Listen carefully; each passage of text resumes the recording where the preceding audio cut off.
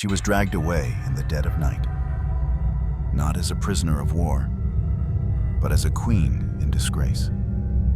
Caroline Matilda of Great Britain, sister to the King of England, had once worn Denmark's crown. But now, stripped of her title, her children, and her dignity, she stood on the deck of an exile ship, alone, trembling, with nothing left but the memory of a forbidden kiss. Her crime: she had fallen in love. Not with a general, not with a foreign king, but with her husband's physician, a man who held power not by blood, but by intellect and desire. Their affair didn't just break royal vows, it shattered a kingdom. Because the man she loved, Johann Friedrich Struensee, didn't just heal the king's mind, he whispered into it. He ruled from behind the throne, and together, he and Caroline tried to reform an empire strangled by tradition. But in royal courts, love is not a revolution. It is a weapon, waiting to be turned. What followed was betrayal at midnight, blood on the scaffold, and a queen cast away like a criminal. Tonight, we uncover a story rarely told in full. A story of seduction, madness, and political collapse. A story where one woman's heart was punished by an entire empire. This is Seduced by Her Husband's Physician, the exiled fate of Queen Caroline Matilda of Denmark. Caroline Matilda was born with music in her veins and freedom in her feet. The youngest daughter of Frederick, Prince of Wales. She entered the world in 1751 with little fanfare, far removed from the political burdens of her older siblings. She was a late child, a quiet child, too young to be taken seriously, yet too royal to ever live a life of her own. Her early days were filled with books, horses, and song. She read poetry beneath the lime trees at Kew Palace, hummed tunes composed for her mother by Handel, and laughed with a freedom that would one day be punished. Unlike the older royals trapped in ceremony and protocol, Caroline was allowed, if only briefly, to be a girl. She ran barefoot in the garden. She argued with her tutors. She asked questions no one had answers for. Why must she marry a stranger? Why must queens never choose? She didn't know it then, but her life was already being written in someone else's ink. Her father died when she was just a toddler. From that moment, she became a political pawn, a princess with no real protection but her bloodline. Still, the court didn't expect much from Caroline. She was considered too far from the throne to matter, too wild to be elegant, too curious to be obedient. But fate has a way of turning invisible girls into visible tragedies. At 13, she was told of a match, not a proposal, a transaction. She was to marry her cousin, Christian VII of Denmark, a boy only 17 himself, but already crowned king. Caroline had never met him. She had only seen paintings, pale skin, a powdered wig, and blank eyes that seemed to drift even in oil. Rumors said he was strange. Rumors said he was cruel. But rumors, she was told, were not her concern. The marriage would unite Britain and Denmark. It would stabilize Protestant alliances. It would secure trade, diplomacy, and dynastic pride. No one asked if it would secure her heart. On the morning she left England, the sky was gray. London didn't weep for her. There were no cheering crowds, no flags waving goodbye. Just the sound of wooden wheels, iron-shod and cold, grinding across cobbled streets as her carriage pulled away. She looked back once, Her brother George, future King George III, stood silently in the mist. He didn't wave. She was 15.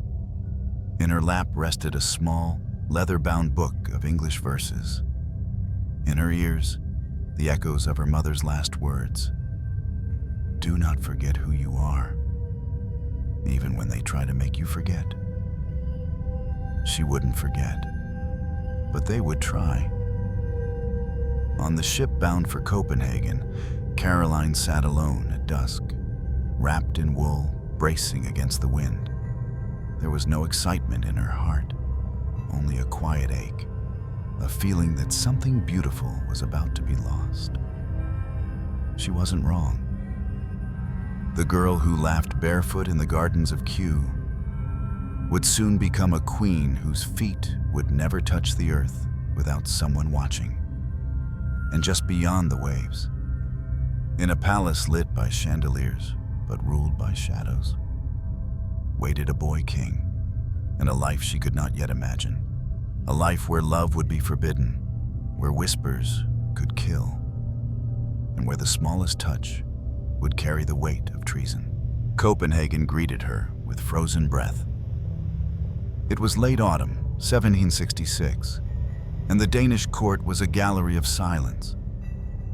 She arrived draped in English silk, with a practiced smile and hands that trembled behind lace gloves. The city's towers were lined with firelight, but the palace itself felt colder than the wind that had chased her across the North Sea. The wedding took place within days. There was no time to settle, no time to understand the language, the customs, or the man she was to marry. Christian VII, King of Denmark and Norway, stood at the altar with a strange grin on his lips and unfocused eyes. He looked past her as if she were a shadow someone else had drawn. He said the vows, barely. He placed the ring on her hand, wrong finger, then corrected. When the priest declared them husband and wife, he chuckled. No one else did. That night, she waited. They had prepared a gilded chamber with heavy velvet curtains and candlelight that flickered against portraits of dead kings. A bed fit for two, but only one heart that beat in fear. She sat upright, still in her gown, for hours. When he entered, it was not with desire, but detachment. Christian didn't look at her. He spoke to the walls. He muttered about ghosts and shadows. Then he left. Servants whispered of the king's condition, that he was unwell, that his humors were disturbed. But Caroline had seen enough to know the truth. This was not eccentricity. This was madness, and she had been sent to marry it. Days became weeks, and the routine turned cruel in its strangeness. Christian would vanish for days at a time. He drank excessively. He chased prostitutes through palace corridors, spurs. He mimicked courtiers until they wept with humiliation. He threw food at foreign ambassadors. He talked to mirrors. At dinner, he would seat Caroline beside him, only to ignore her completely. Once, he declared loudly that she was pleasant to look at when silent. The room laughed. She did not. She tried to write letters to her mother. Most were intercepted. Those that reached England were filled with cheerful lies. She told herself it was temporary, that he would soften, that the pressure of kingship would fade. But nothing faded, except herself. At night, she wandered the gardens alone, trailed by cold-eyed guards. She missed the smell of rain on English soil. She missed laughter. She missed being seen. Once, during a state ball, she entered the grand hall in a gown of pale blue satin, crowned with diamonds and innocence. The guests bowed. Christian yawned. Later that night, he did something she never forgot. He brought in a monkey, dressed in noble attire, and introduced it as his new minister. The court laughed. Caroline stared. That night, she did not cry.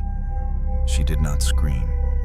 She simply sat before the mirror and watched her own face, still young, still beautiful, begin to harden. No one had prepared her for this. No one had said that queens could be invisible, that a royal wife could be a statue, polished, posed, but hollow. And yet, in that hollow space, something began to stir. Caroline started reading philosophy. She asked questions in Danish. She attended council meetings, silently but with eyes wide open. She studied the people who circled her husband, sycophants, manipulators, and ministers who spoke for the king while he played with toys. And among them, she noticed one man, a physician, young, sharp, unsettlingly calm, Johann Friedrich Struensee. But that story belongs to another night. This night, the night of her wedding, marked something deeper than disappointment. It was her coronation into isolation, her baptism into silence. Caroline Matilda had crossed a sea for a crown, but what she received was a cage. She first saw him not at court, but in a hallway filled with coughing. It was a winter morning. The palace was brittle with frost. Footmen whispered of a lingering fever among the king's entourage. Christian had locked himself in again, ranting to his reflection, refusing food, scratching at his own skin. Caroline had stopped asking if he would improve. She had started asking who was brave enough to approach him.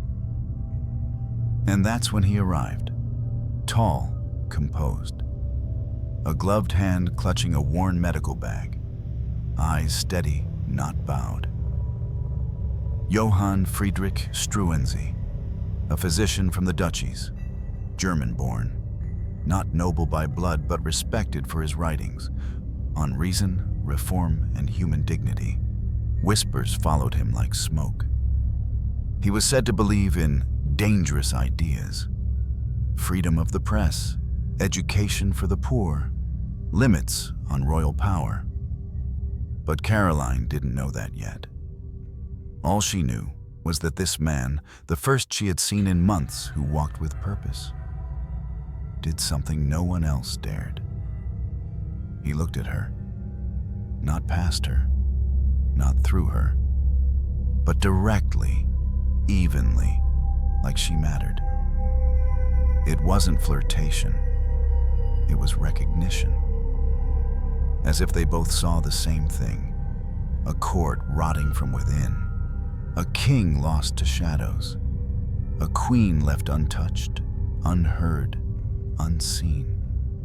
In the weeks that followed, Struensee became indispensable. He gained the king's trust slowly, by listening, by soothing, by offering small comforts, medicines, walks, chess games. Christian laughed again. He began to attend meetings, barely but present. And behind the king's chair stood the physician. But Caroline watched something stranger unfold. Her husband, who once refused to even read state papers, now approved bold reforms. Old ministers were dismissed. New policies were written, hospitals, schools, laws protecting peasants, all signed by the king. But the words, the ideas, they smelled of Struensee.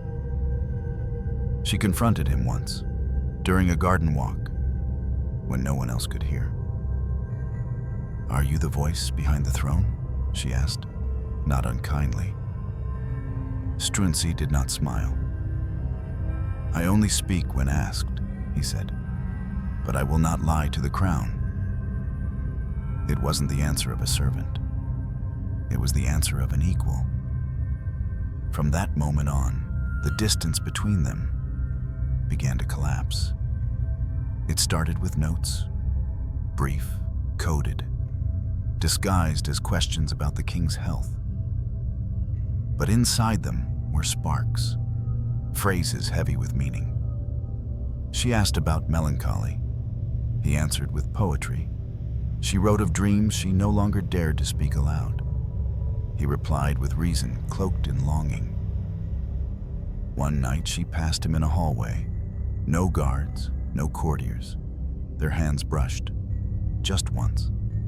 But the warmth lingered, like a secret fire beneath ice. And Caroline, once a caged girl from Q, began to imagine something unthinkable. A life where she chose. A love that wasn't assigned. A future not made of marble and mirrors, but of flesh and freedom. Struensee, too, was changing. He had begun as a doctor. But now, he wrote laws. He drafted decrees. He cleaned the rot no one dared touch. And the more power he held, the more the court began to whisper. They called him the German snake. They called her the whore queen. But behind locked doors no one was allowed to knock on, Caroline and Struensee read Voltaire aloud by candlelight.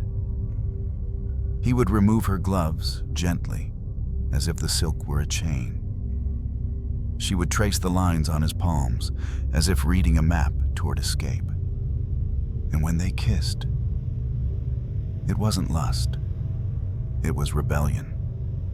Not against her husband, but against silence, against duty, against the slow death of pretending. For the first time in years, Caroline laughed.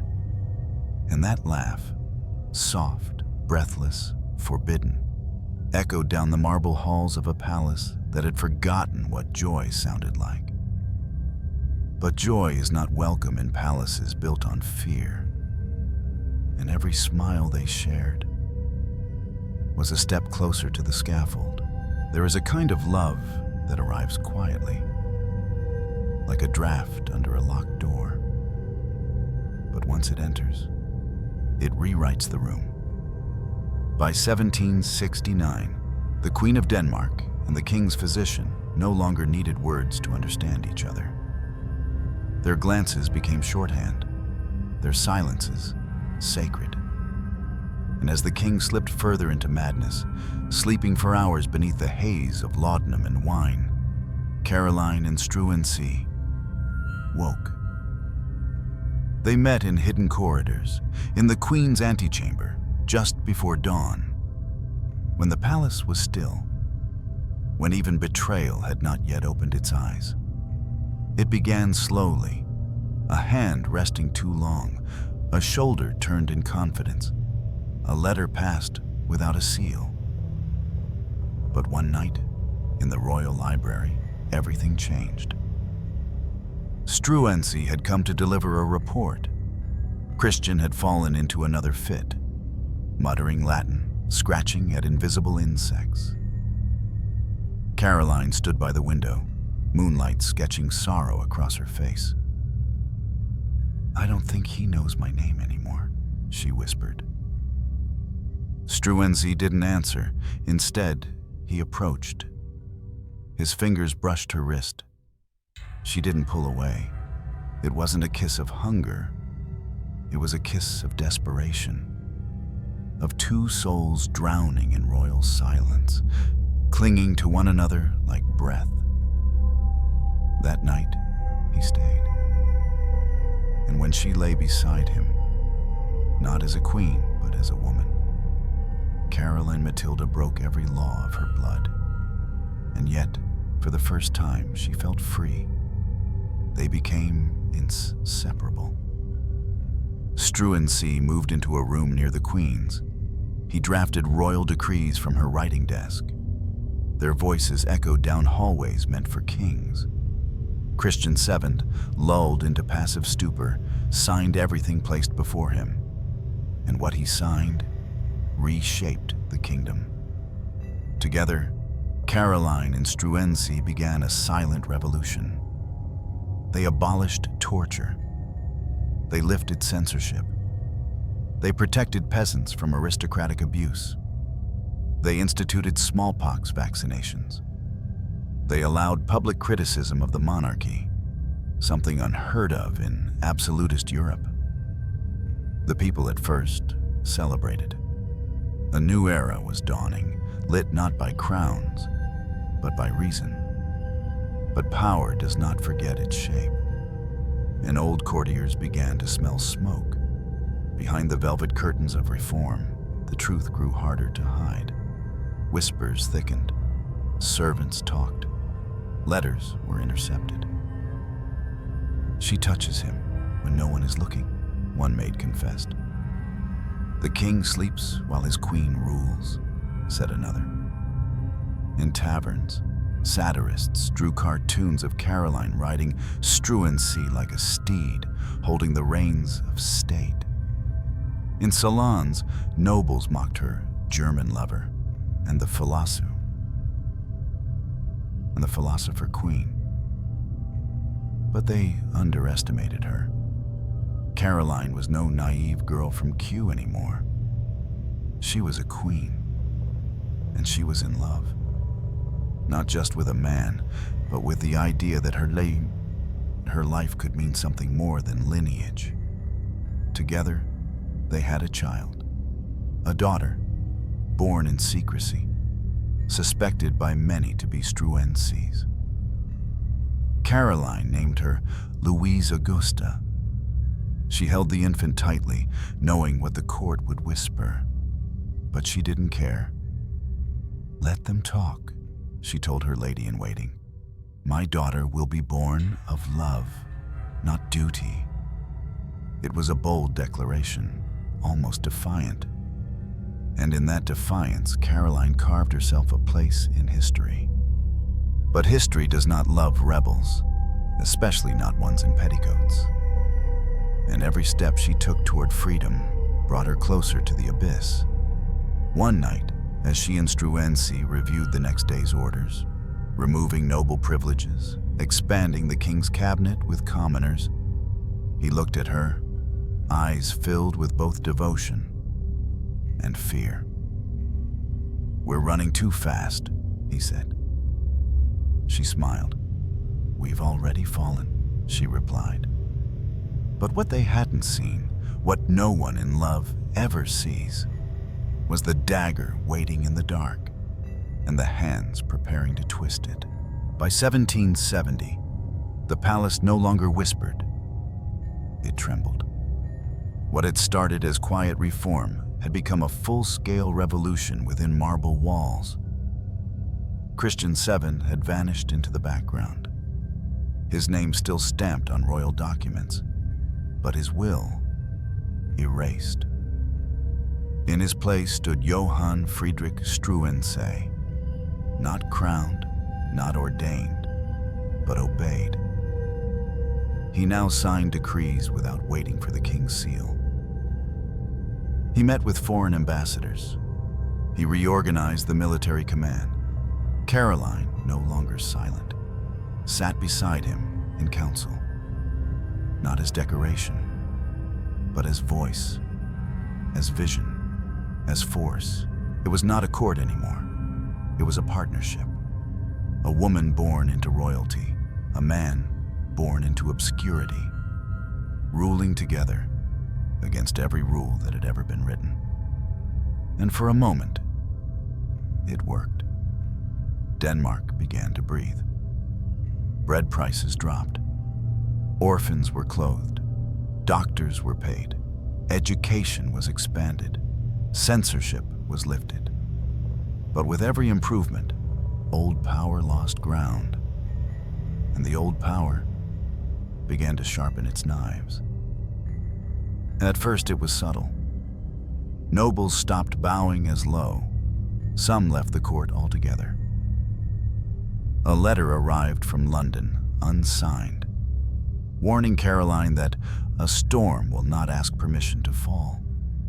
Struensee read it with narrowed eyes. "We're not at war," he said. Caroline looked at him.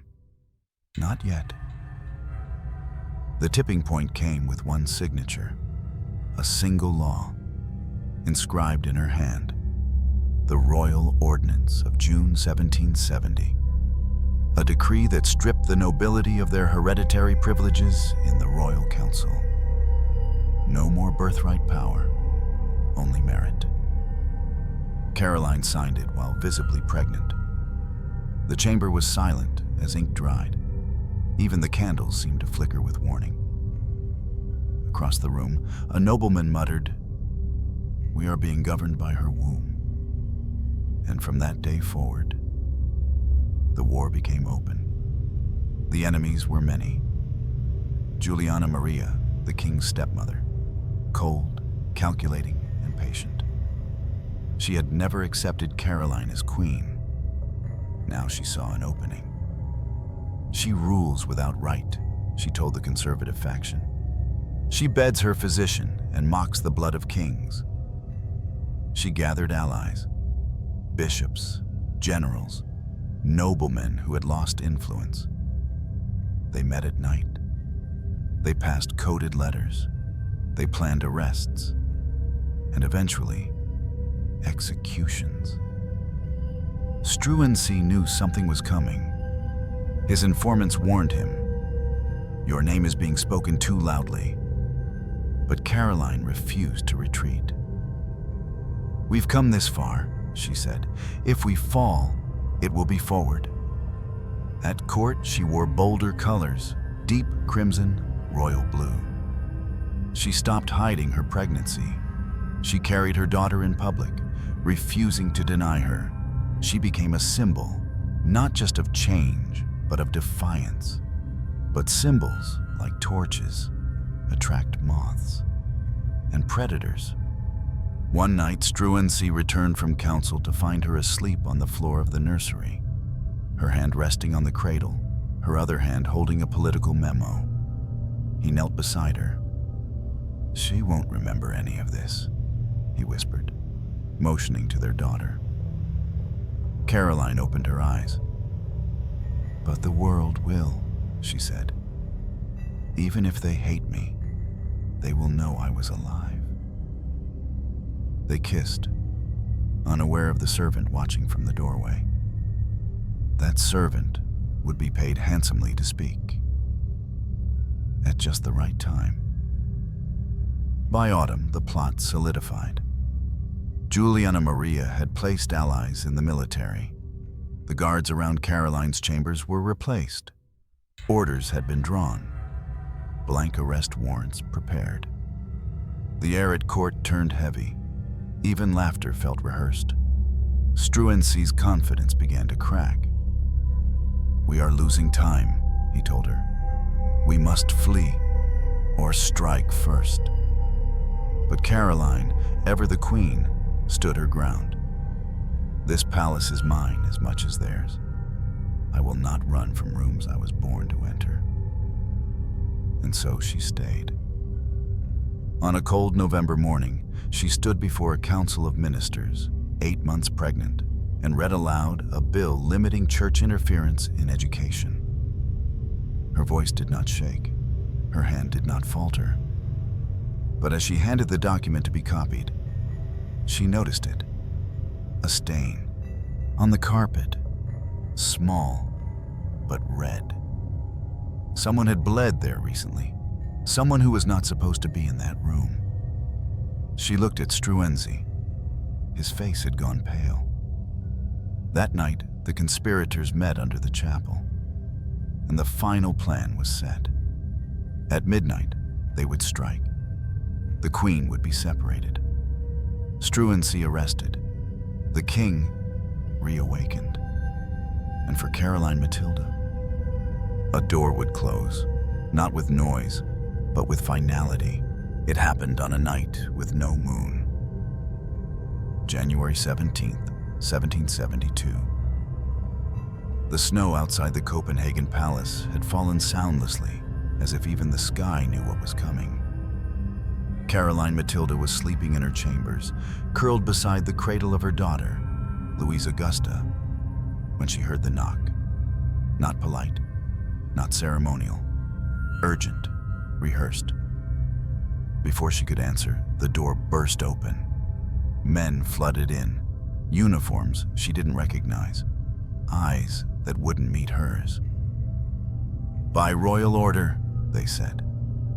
But whose? Behind them, her lady-in-waiting was pushed aside. A scream rang out from down the hall. Another door slammed. Then silence. She was not allowed to speak, not allowed to reach for her daughter. A gloved hand pulled the baby from her arms, sobbing, flailing, crying out for a mother too stunned to resist. Caroline's last glimpse of Louise was her little hand, disappearing behind a velvet curtain. Then came the chains. Not iron, not visible, but binding nonetheless. Elsewhere in the palace, Johann Friedrich Struensee was dragged from his desk. He had been writing, another decree, another hope. When the guards entered, he didn't struggle, he didn't speak. He merely looked at the page before him, and at the ink, still wet. They tied his hands behind his back. He was stripped of his physician's coat, and as they led him down the staircase, every candle was extinguished behind him. The coup had begun. Planned by Juliana Maria. Authorized in the name of a king who barely knew what day it was. Executed by those who feared not death, but reform. Struensee was thrown into a cell beneath the citadel fortress. No windows, no visitors, no defense. They gave him paper and ink, but only so he could write his confession. He didn't. He wrote letters to Caroline instead. Most were never delivered. The ones that were, she read in tears, pressed against the stone wall of her confinement. Caroline, now locked in a distant wing of the palace, was denied all contact with the outside world. She asked for her daughter. Denied. She asked for books. Denied. She asked for proof. What law? What charge? The answer? Adultery, treason, corruption of the crown. She was never allowed to speak in her own defense. The same nobles who had once bowed before her now passed judgment without trial. In the official proclamation, she was accused of compromising national security by lying in the arms of a man beneath her station. But beneath the legal ink was the real fear. That she had ruled. That a woman, not born in Denmark, not chosen by God, not submissive to madness, had dared to wield power, and worse, to love while doing it. Outside the palace, rumors exploded. Pamphlets printed her letters, some real, most forged. They painted her as a seductress, a foreign infiltrator, a Jezebel wrapped in ermine and sin. The people, once hopeful, now confused and frightened, turned their faces away. They did not speak her name, they only whispered it. And in the silence, she began to disappear. In her cold room, Caroline kept only two possessions: a lock of her daughter's hair and a ring given to her by Struensee during their final night together. She would turn it slowly on her finger, hour after hour, as if the metal could answer her questions. What had they done wrong? Was it the love, the ambition, the hope? Or was it simply this, that they had reached too high, with hands that were not born crowned? In February, the sentence was made public. Struensee would be executed by the axe. His body quartered, his head displayed on a pike. Caroline would be exiled, alone, stripped of her title, forbidden from ever seeing her children again. The queen consort of Denmark was no longer a queen. She was a woman with a name that no one dared speak in the halls she once ruled. On the night she was told, she did not scream. She simply asked, "Will my daughter remember me?" No one answered, only the snow tapping at the window, as if to say, no, she will not, and neither will the world, unless someone dares to tell it. April 28th, 1772. The square outside Copenhagen Castle filled before sunrise. Mothers held their children tightly. Merchants closed their stalls. Students climbed rooftops to see better, not because they wanted justice, but because they wanted blood. The scaffold was tall, crude, fresh wood stained with preparation. At the center stood the block, and beside it, sharpened, waiting, lay the axe. The man they came to watch die had once healed their king, had once touched their queen, had once spoken of freedom, reason, and reform. Now Johann Friedrich Struensee was just a man in chains, wearing a torn shirt, barefoot, eyes swollen from sleeplessness. He did not beg, he did not pray. He only asked for one thing: "Tell her I did not scream." They dragged him up the steps. The crowd held its breath. One guard held his arm. The other read the sentence: treason against the crown, manipulation of His Majesty, adultery with Her Majesty the Queen.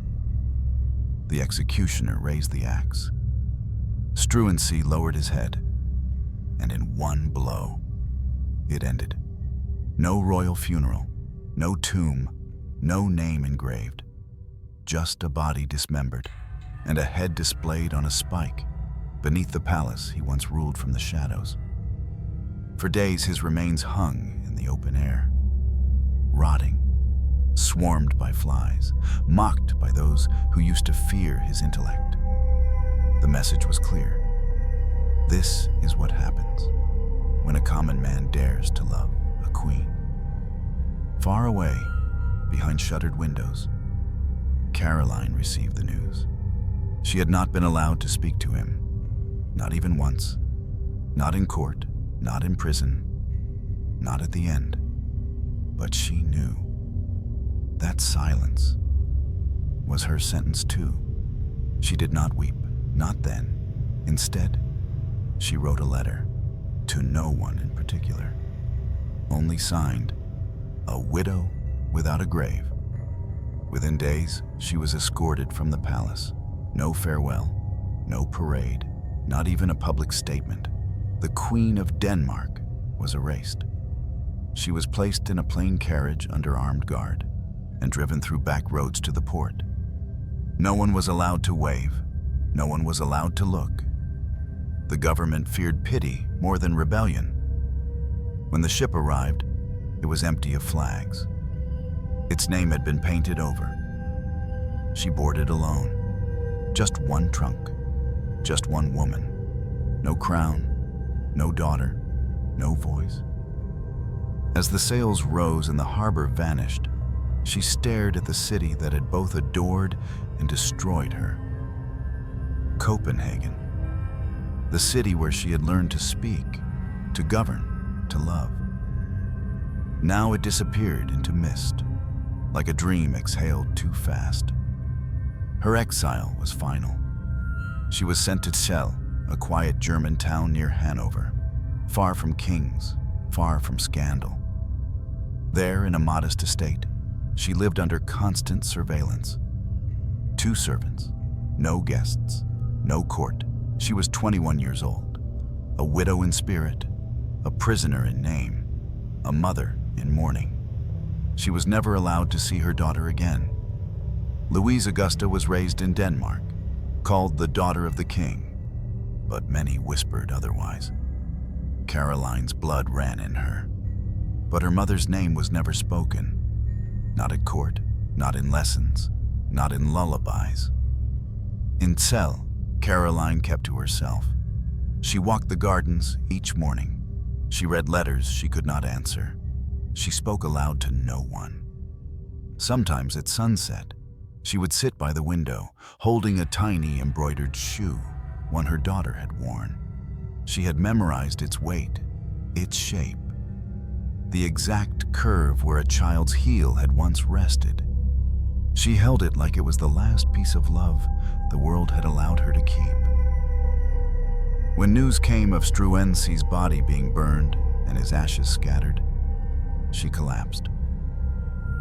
The servant who found her said she had been whispering his name over and over into her pillow, like a prayer or a curse. She lived 2 more years, not long. In 1775, after a brief illness, some say tuberculosis, others say a broken heart, Caroline Matilda of Great Britain died in exile. She was 23, no grand funeral, no royal procession, just a small stone carved with her name and nothing else. The Queen of Denmark, forgotten by Denmark. Narrator, neutral, reflective tone. History has no memory of mercy. It remembers dates, deaths, decrees, but not what was whispered behind locked doors, not what was felt when no one was watching. And so the story of Caroline Matilda, the queen who was exiled, erased, and buried in silence, remains torn between truth and myth. Was she a traitor, or was she betrayed? In the years that followed her death, scholars, courtiers, and historians divided into camps. To her enemies, she was a scandal, an adulteress, a manipulator, a foreign-born queen who used her body to rewrite the kingdom. She brought ruin to the throne, one Danish noble wrote in his diary. She mistook lust for leadership. Religious conservatives condemned her as a Jezebel, a woman who dared to sleep with a commoner and worse, allowed him to govern. Pamphlets called her the temptress of reform. Plays mocked her downfall. Caricatures painted her with snakes in her hair and a dagger in her hand. To the public, her name became a warning that even queens must obey. But others, quiet at first, began to push back. British diplomats questioned the charges. No official trial had ever taken place. No testimony was heard. No law explicitly broken. Was adultery treason, or was it an excuse? Letters from her early years were rediscovered, written in elegant English, full of longing, intellect, and doubt. "I married a stranger," she once wrote, "and I was punished for seeking a soul." Later biographers painted her not as a villain, but a victim. A pawn married off at 15, thrown into a foreign court, surrounded by spies, bound to a husband who mocked her. And when she found comfort in Struensee, in reform, in reason, she was crushed beneath tradition. One scholar wrote, "She did not overthrow a kingdom. The kingdom collapsed beneath the weight of its own fear of her." In Denmark, her name was officially removed from royal histories. Her portrait was taken down, her signature erased from palace archives. Louise Augusta, her daughter, was told to never speak of her mother. For years, the only proof that Caroline Matilda had ever worn a crown was a worn, unsigned ring in a private collection. And yet, she endured, in whispered songs, in scandalous novels, in rumors passed from generation to generation. They said she died mad. They said she wrote poetry in blood. They said her ghost still wandered the halls of Shell, barefoot, holding a child's shoe. None of that was true. But one thing was, her grave was unmarked for decades. No royal guard, no flowers, no state visit, just earth, and the quiet throb of a name once spoken in love, now barely whispered in history. Modern historians still argue. Some call her foolish, naive to think she could remake a monarchy with love. Others call her brave, one of the first women in European royalty to challenge both her marriage and her political role. Still, others call her both. Foolish, brave, desperate, alive. She was not perfect. She broke vows. She defied custom. She trusted too deeply. She ruled through love instead of fear. But perhaps that is what made her dangerous. Not her affair, not her child, but her belief that a queen could be more than a figurehead, that she could think, choose, feel, and that, for the world she lived in, was the greatest sin of all. Caroline Matilda was not the first royal woman to be exiled, but she may have been the first to be punished not for what she did, but for who she refused to stop being. She has no palace now, no stained glass windows, no royal seal, no crown sits on her coffin, no anthem plays in her name. And yet, she is not gone, not entirely. In a quiet churchyard in Celle, Germany, behind weathered hedges and under a rusting iron gate, lies a grave. No guards, no marble angels, just a modest stone. Carved into it, 4 words: Caroline Matilda of Great Britain. No title, no mention of Denmark, no legacy written in gold. Rain has worn the letters. Moss creeps up the edges. Most visitors pass by it without pause. Tourists don't stop. Locals don't ask. But if you look closely, there is something there. A small, hand-placed stone. A white flower, fresh, though no one admits to leaving it. And sometimes, on the anniversary of her death, a single lit candle appears at night. No wind ever seems to blow it out. Inside the chapel near her resting place, behind a wooden partition rarely opened to the public, stands a statue. It is not grand, not imperial, not made to impress kings. It shows a woman sitting, no crown, no scepter, just a distant gaze, a hand resting on an open book. Her eyes do not look forward. They look down, as if toward a child who isn't there. There is no plaque, no name. But those who know. It is Caroline. This statue was commissioned in secret, decades after her death, paid for not by royals, but by private donors, scholars, sympathizers, women who saw in her not just a queen, but a warning, a reminder of how quickly power can turn to prison, how easily a heart once loved can be rewritten as dangerous, and how history does not bury bodies, it buries voices. In Denmark, her legacy is still conflicted. There is no official portrait of her in royal halls, no school named after her, no national remembrance. But if you walk the corridors of Christiansborg Palace, where she once lived, if you stand very still near the northern wing, there is a faded tapestry. At first it seems ordinary. Patterns of flowers, shields, ships. But woven between the threads, nearly invisible, is a detail. A woman in a blue gown, walking alone. Her face turned away, her hand holding nothing. It is said that the seamstress added it in secret, that she had once served in Caroline's chamber, and that she never forgot. Today, historians debate her politics. Feminists reclaim her strength. Writers romanticize her tragedy. But ordinary people, those who have suffered exile without maps, judgment without trial, love without protection, they see something else.